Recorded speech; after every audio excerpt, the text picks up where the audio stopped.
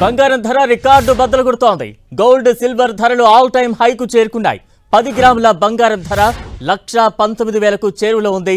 ఢిల్లీలో 10 గ్రాముల బంగారం ధర 1,18,900 రూపాయలకు చేరుకుంది. ఇవాళ ఒక్కరోజే 2,700 పెరిగింది గోల్డ్ రేట్. బంగారంతో పాటు భారీగా వెండి ధర కూడా పెరుగుతోంది. ఢిల్లీలో కిలో వెండి ధర 1,39,600 రూపాయలకు చేరుకుంది. దీపావళి నాటికి బంగారం ధరలు పెరుగుతాయని అంతా భావించారు. కానీ అంతకంటే ముందే గోల్డ్ రేట్ రాను దిగి రాను అంటూ పరుగులు పెడుతోంది. ఫెడ్ వడ్డీ రేట్ల తగ్గింపు, ప్రపంచ సంకేతాల మధ్య బంగారం, వెండి ధరలు పెరుగుతూనే ఉన్నాయి.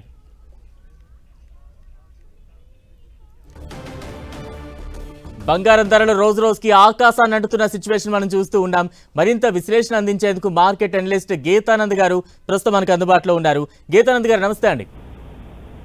నమస్తే అండి. రోజు రోజుకి చూస్తున్నాం, రికార్డ్ బ్రేక్ చేస్తోంది బంగారం, పైకి దూసుకుపోతున్న సిచ్యువేషన్. కారణాలు ఏమంటారు? సో మొట్టమొదటిగా చెప్పాలంటే ప్రపంచ వ్యాప్తంగా ఉన్నటువంటి అనిశ్చితులు మార్కెట్ లో బంగారానికి డిమాండ్ పెంచుతూ ఉన్నాయి. కేంద్ర బ్యాంకులు అంటే ప్రతి దేశానికి ఒక కేంద్ర బ్యాంక్, మనకు ఆర్బీఐ అన్నట్టు ఉంటాయి. ఆ కేంద్ర బ్యాంకులన్నీ కూడా గోల్డ్ రిజర్వ్స్ ని విపరీతంగా పెంచుకుంటూ ఉండడం వల్ల గోల్డ్ కి డిమాండ్ అనేది ఏర్పడింది. ఇది మొదటి కారణం. రెండవది, యూరోప్ లో ఉన్నటువంటి టెన్షన్స్ కానివ్వండి, అలాగే మనకి మధ్య ప్రాచ్యంలో ఏదైతే ఉన్నాయో అక్కడ కూడా ఉన్నటువంటి టెన్షన్స్ కానివ్వండి, ఇవన్నీ ఈ వార్ సిచ్యువేషన్స్ అన్ని కూడా ఎకానమీ స్లో డౌన్ అవుతాయి అన్నటువంటి సంకేతాలు ఇస్తున్నటువంటి నేపథ్యంలో ఇన్వెస్టర్స్ అంతా సేఫ్ హేవర్ అయినటువంటి గోల్డ్ వైపు దృష్టి సారించారు.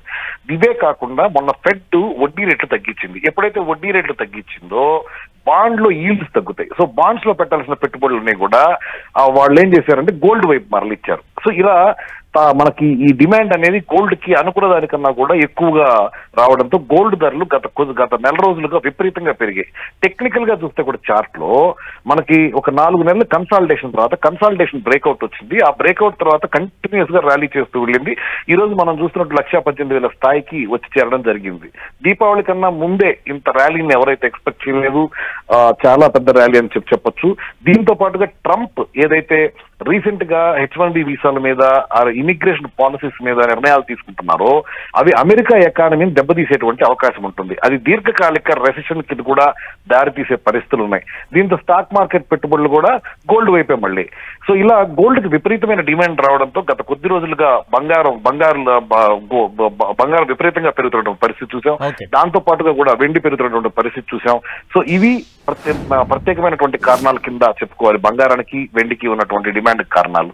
సార్, అంటే ఈ జోరు ఎంతకాలం ఇలా కొనసాగే అవకాశం ఉంటుంది? ఈ పెరుగుదలకు ఎప్పటికొక బ్రేక్ పడే అవకాశాలు ఏమైనా ఉంటాయంటారా? సార్, డెఫినెట్ గా అయితే ఇప్పుడు ఔన్స్ బంగారు ధర 3,780 చిల్లర్లో ఉంది. $4,000 టచ్ అయ్యేటువంటి అవకాశం ఉంటుంది. అంటే దాదాపుగా ఇంకొక 10% బంగారు ధర పెరిగేటువంటి అవకాశాలు ఎక్కువగా కనపడుతున్నాయి. సో ఆ 10% బంగారం ధరలు పెరిగిన తర్వాత కొంత కన్సాలిడేషన్ గురిక అయ్యేటువంటి అవకాశాలు ఉన్నాయి. అయితే గోల్డ్ అమాంతంగా పడిపోయేటువంటి పరిస్థితులు అయితే ఇప్పుడు లేవు.